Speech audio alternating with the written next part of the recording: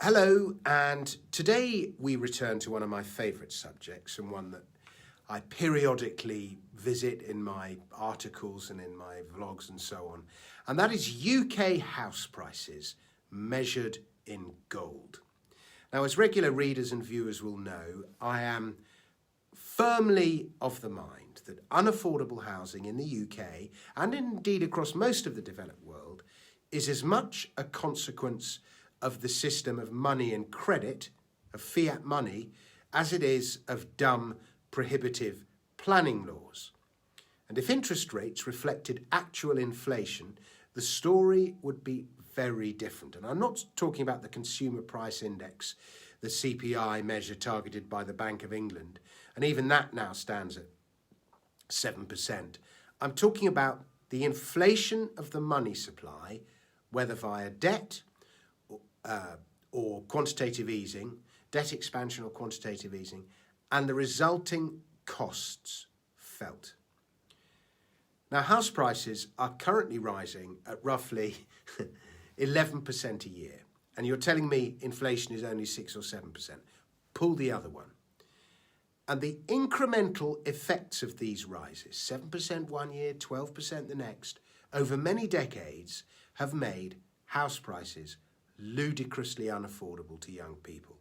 It's been going on since at least the early 1990s and the days when Ken Clarke was Chancellor and earlier. Salaries haven't kept up. And if interest rates rose to reflect our current 11% house price inflation, then the ensuing rush for the exit would pretty quickly make house prices affordable again.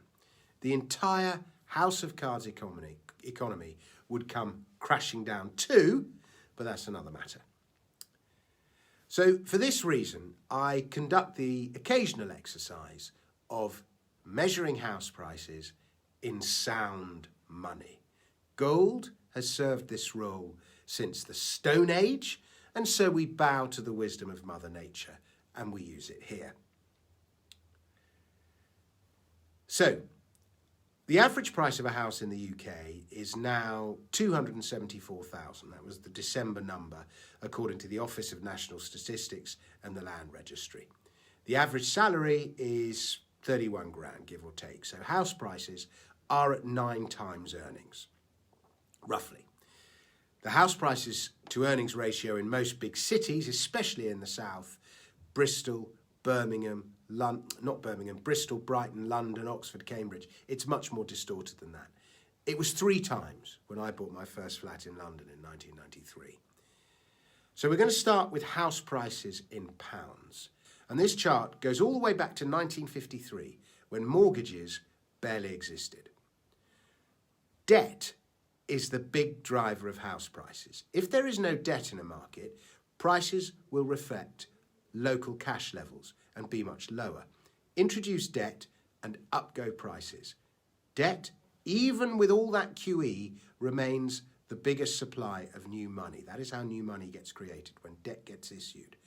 On the other hand, debt makes it possible to do things now you would otherwise not be able to do, like buy a house.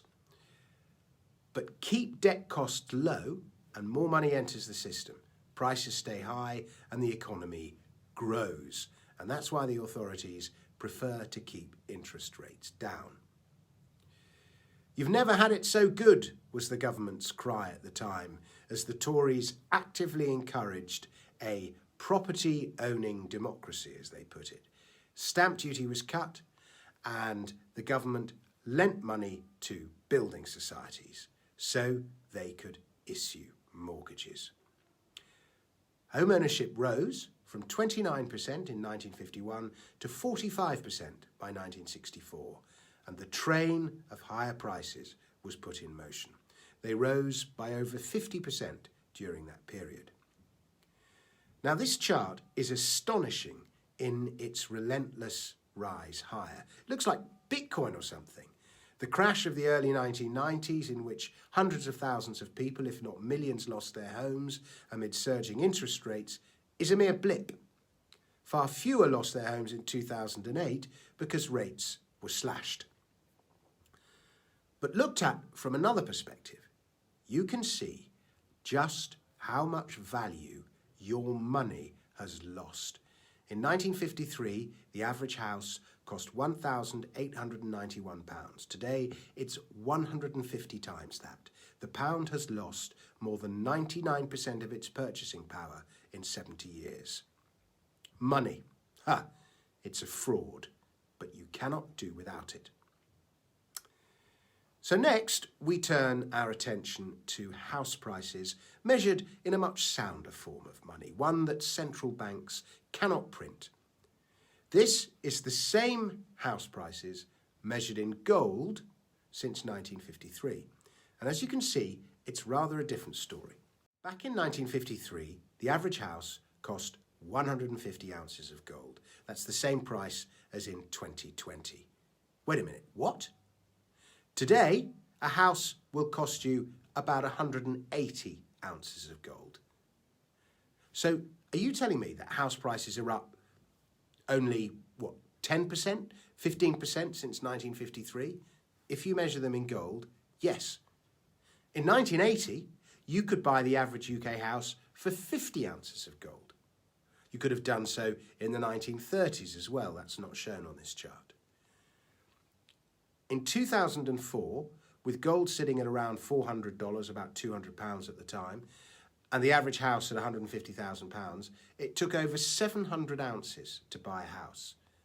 The noughties aside, the long-term normal price of a British house in gold terms ranges somewhere between 150 and 300 ounces. It's coming towards the lower end of that range at the moment at 180 ounces. So what's next? I thought the end was nigh for the housing bubble in 2007. I was wrong. I didn't foresee interest rates being slashed in the way that they were. Woe betide anyone who calls the top in housing.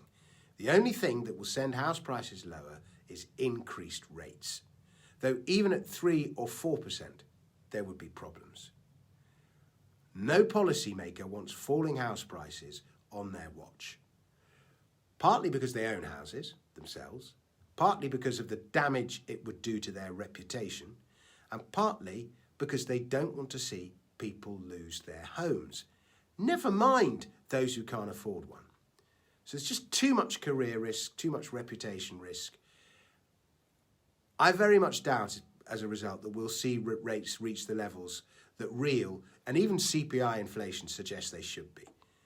But perhaps the Bank of England's hands will be forced, maybe by problems in the gilt market, spiralling food and energy prices, or the rising cost of deglobalisation. Possibly, but never underestimate the ability of central bankers to print and obfuscate. On the other hand, gold looks like it wants to go higher. It's gold, it has a propensity to disappoint, to put it mildly, but from war to riots to inflation, it's not like there is currently a shortage of fundamental drivers to push gold higher. So I would argue that that ratio will come back to 150 ounces a house before it goes to 300. And who knows, a little bit of a crisis could send it all the way back to 50. Gold could double. If gold went to $2,500, $3,000 an ounce, then we're looking at about 100 ounces for the average UK house. Now, my father used to say this. Yes, yes, he would say when I made this argument to him. But you can't live in gold, and gold doesn't pay rent. Well, he has a point. But so do I.